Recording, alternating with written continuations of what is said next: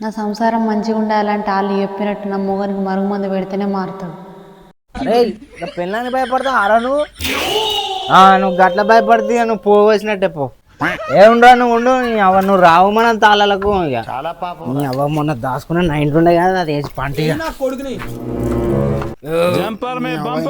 అయితే మంచిగా ఉండు.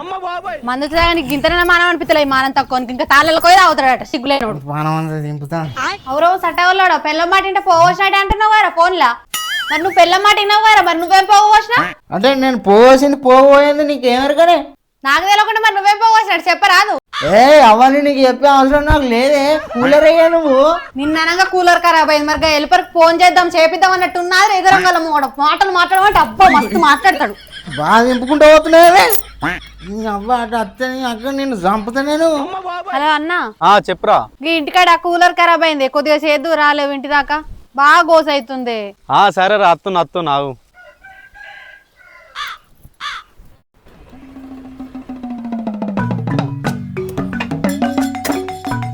ఏమైందిరా ఎప్పుడు ఖరాబ్ అయింది? నిన్నట్టు నడతలేదు అన్న. ఏమైందో ఏమో. కూలర్ ఎక్కడ ఉందిరా? లోపల ఉందా?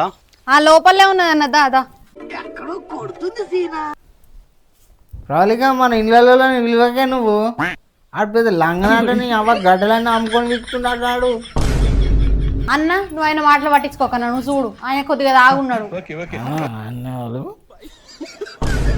వచ్చినట్టున్నాడుగా.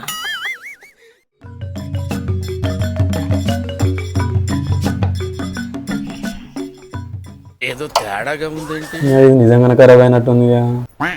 ఇది ఖరాబ్ అయిందని చెప్తే నేనే అనుకుంటారు వచ్చి మరి. ఏమైందని ఆలోచిస్తున్నావు? రాలిగా ఆయనకి ఏమన్నా తెలితే గానే చెప్పు. నీకు ఆలోచించకపోతే ఏం చేస్తాడే? నువ్వు తాయిన చాలా వండకలేదా? నువ్వు చెప్పన్న దానికి ఏమైందో. ఈ మోటార్ ఖరాబ్ అయిందిరా, కొత్త వేసుకోవాలి.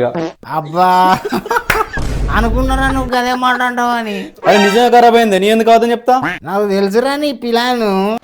మంచిగా నడిచే గడ్డను తీసుకుపోయి అమ్మకతాదో అనుకుంటున్నారా నువ్వు? అవన్నీ కరోనా కన్నా వచ్చిన పో. నేను పోతున్నా.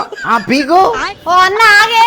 ఇంట్లో ఉన్నాడు నేను చేయవా? నేను పోతున్నా. సట్టవాళ్ళ నోరటి నువ్వు కదా. నువ్వు ఏ ఇంకోళ్ళు చేయనివా? బొచ్చుగా చేయకపోతే అయితే వండట్లే. నీకు కూలర్ ఎందుకు సపరేక వండక? ఆ పంట పో. హలో